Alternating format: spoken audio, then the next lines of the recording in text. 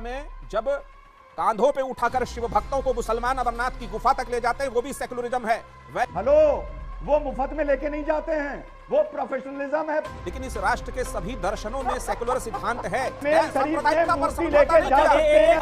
आपने बोला, आप कह रहे हैं हनुमंत का राष्ट्र विरोधी है। नहीं, वह संविधान के खिलाफ बात हो रही है कि भारत का नाम बदल दो। आप देखिए, मीट पार्टी हो सकती है, हनुमंत कथा अगर हो रही है जैसा वीडियो देखा, आप देख सकते हो किस तरीके से इस वीडियो में बात हो रही है रिजवान अहमद के द्वारा, किस तरीके का कांग्रेस का तुष्टीकरण और सेकुलरिज्म है और किस तरीके से गंगा जमुना तहजीब को लेकर केवल हिंदू समाज को दबाया जाता है। हिंदू समाज ऐसा है कि मंदिर में वो करा दे नमाज, मंदिर में वो करा दे इफ्तार, बट यही चीज़ें अगर पलट के बोला जाए कि ये चीज़ें हमें करना है, मस्जिद में सुंदरकांड करना है या मस्जिद में भंडारा करना है, तो भूल जाओ आप। पहले पूरा वीडियो देखते हैं, वीडियो के बाद करते हैं इस टॉपिक पर बात। रिजवान अहमद रॉक, पता चलेगा आपको किस तरीके की बातें की है। चैनल को सब्सक्राइब करें। वो भूमि रही है जहां से रोमन टायरनी से आहत लोग भारत आए, पारसी आए, इस्लाम आया, सूफी संत आए, सभी धर्मों का यहां विकास हुआ। भारतीय जब संविधान सभा बैठी तो डॉक्टर अंबेडकर और उसके संविधान वेत्ताओं जो सचिदानंद सिन्हा थे, इन लोगों की बहस में यह बात हुआ कि भारत किस तरह का सेकुलरिज्म अपनाएगा। राष्ट्र का कोई धर्म नहीं होगा। संविधान में कभी किसी राष्ट्र के धर्म की कोई बात और कोई चर्चा नहीं की गई। सेकुलरिज्म, एक मिनट, नहीं, अब आप रोकेंगे तो गलत बात है। नहीं, आप अगर आप मुझे अपनी बात नहीं, आप अपनी मुझे बात पूरी नहीं करने देंगे, बात पूरी नहीं होगी। अब 30 सेकंड रख लियो। वेस्टर्न सेकुलरिज्म और इंडियन सेकुलरिज्म में अंतर है। State will not have its own religion, state will not promote any particular religion. संविधान शुरू से सेकुलर है, आज भी सेकुलर है। ठीक है, okay, answer this simple question. It is a very simple question, answer it. Trimbakeshwar मंदिर में जो चादर चढ़ाने का प्रयास किया, वो भी सेकुलरिज्म का हिस्सा है। Answer my question. जो बात उद्धव ठाकरे के गुट ने जस्टिफाई करने का प्रयास किया, सामना में लिखा, अमरनाथ यात्रा में जब कांधों पे उठाकर शिव भक्तों को मुसलमान अमरनाथ की गुफा तक ले जाते हैं, वो भी सेकुलरिज्म है।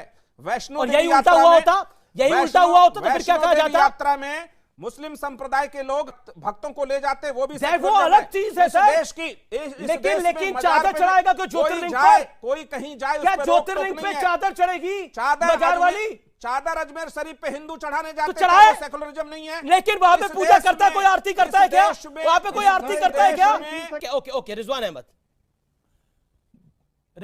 Make your point. एक मिनट, अमीश भाई, अभी हमारे काबिल साथी ने बड़ी अच्छी बात कही कि जो पीठ पर रख के ले जाते हैं मुसलमान, वो भी सेकुलर हैं, और जो चादर चढ़ाई वो भी सेकुलर हैं। उन्होंने तुरंत कहा कि हिंदू भी तो मज़ारों में जाते हैं। भाई साहब, जब हिंदू मज़ारों में जाते हैं तो उस मज़ार की जो परंपरा है, उसके अनुकूल जाते हैं। यानी अजमेर शरीफ में हर आदमी चादर आता है। रिजवान साहब, आप मुझे बात करने ही नहीं दी गई। होल्ड करो। अगर कोई किसी की आस्था पर होल्ड करो जाएगा, वो ठीक बात नहीं है। तो वही तो पहुंचाएगा भाई, मेरा नाम ठीक बात नहीं है, बहुत सहमत नहीं है। ठीक है, 30 सेकंड रिजवान बोले, फिर आप बोलिएगा। फिर 30 सेकंड कोई सहमत नहीं है कि कोई किसी की आस्था पर प्रहार करे, इस पर मैं सहमत नहीं हूं। लेकिन अरे जी अमीश भाई, तो जब हिंदू किसी दरगाह पर जाता है, अजमेर शरीफ जाता है, तो वहां के हिसाब से चादर लेके जाता है। वो दरगाह पर मूर्ति लेके नहीं जाता है।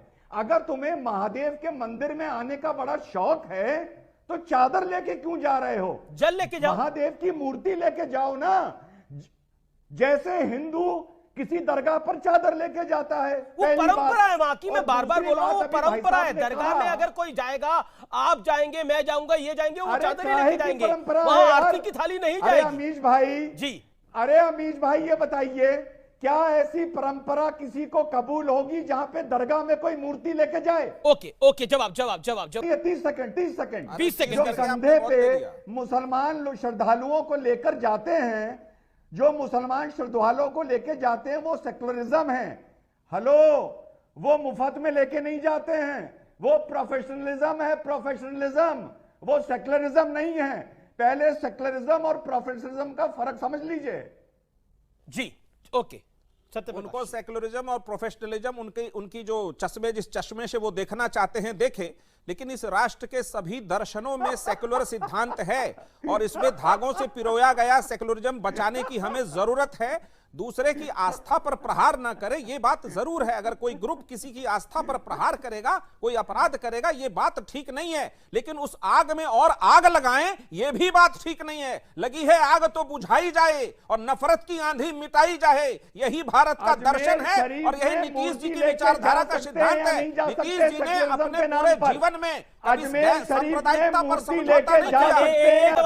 आपने बोला ये नीतीश जी का सिद्धांत है, नीतीश जी की बात कोई लेके नहीं आया, लेकिन आप बीच में लेके आए। अब आप मुझे बताइए, आपके सहयोगी दल के विधायक ने बोला कि बाबा बागेश्वर अल्लाह अकबर का नारा लगाएगा तब हम मानेंगे, वो बिल्कुल सही है, वो सेक्युलरिज्म है। अब सुनिए, दंगे हो रहे थे बिहार के अंदर और नीतीश जी इफ्तारी कर रहे थे, नहीं, वो सेक्युलरिज्म है, वो सेक्युलरिज्म है। बिल्कुल दंगे हो रहे थे बिहार में, दंगे हो रहे थे और नीतीश और तेजस्वी यादव, नीतीश कुमार जी और तेजस्वी यादव जी दोनों दंगों के सर रिजवान ने जो बात बोली, आप मुझे बताइए, बाबा बागेश्वर अल्लाह अकबर बोलेंगे तो वो सेकुलर हो जाएंगे? Point number 1। Point number 2, Trimbakeshwar मंदिर के अंदर चादर चढ़ रही है, वो सेकुलरिज्म हो रहा है। और नीतीश जी जब दंगे हो रहे थे बिहार के अंदर तो वो इफ्तारी कर रहे थे। जवाब क्या है इस बात पर का? जवाब देता हूं, 30 सेकंड दीजिएगा। जी।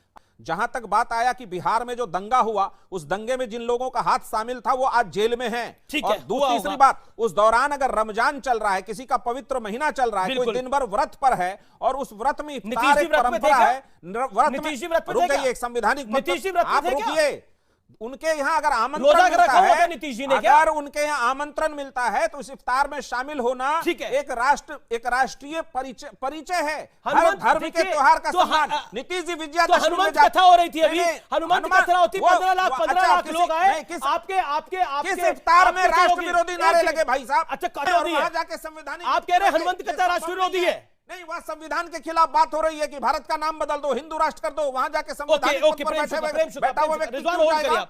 इस पर सिर्फ एक लाइन बोलूंगा कि चूहे के हाथ में अदरक लग गई, वो खुद को पंसारी समझ बैठा, पहली चीज। और दूसरी चीज, जो हमारे भाई आपके स्टूडियो में बैठे हैं, आपके बीच में नहीं बोले, वो आपके बीच में नहीं बोले, गिव हिम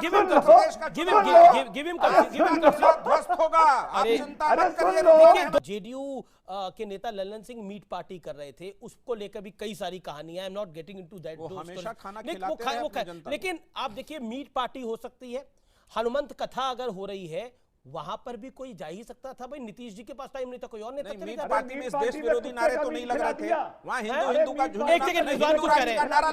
अरे अमीश भाई जी, पहले तो ये बताइए, मीट पार्टी में खिला क्या दिया? पूरे उत्तर प्रदेश में हल्ला है कि कुत्ते का मांस खिला दिया।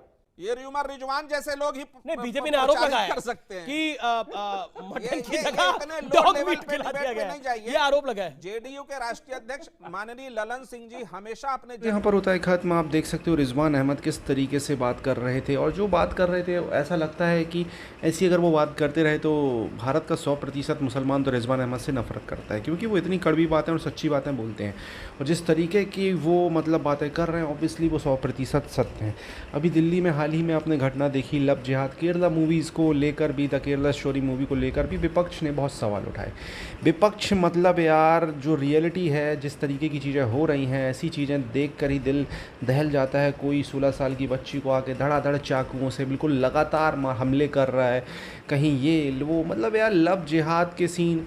मेरे हिसाब से हिंदू धर्म के लोगों को भी कोई एक्शन लेना चाहिए, कोई बड़े स्तर पर मीटिंग करें, जितने भी मठाधीश हैं, कि भाई आप भी करो, अगर ऐसा आपके साथ कर रहे हैं तो आप भी करो, और करो तो फिर समझ में आ जाएगा इनको समझ में आ जाएगा। ऐसा नहीं है कि इंसान ये भी हैं, 2 आँख इनके भी हैं, ये भी सुंदर लड़के हैं, फिर समझ में आ जाएगा, फिर ये चीज़ें बंद हो जाएंगी टोटल, जो इनका ये प्लान है। मुझे ऐसा लगता है कोई स्ट्रिक्टली एक किसी न किसी तरीके से इस बात को उठाना चाहिए। आपको क्या कहना है प्लीज़ कमेंट अपनी राय दे, चैनल को सब्सक्राइब करना चाहिए।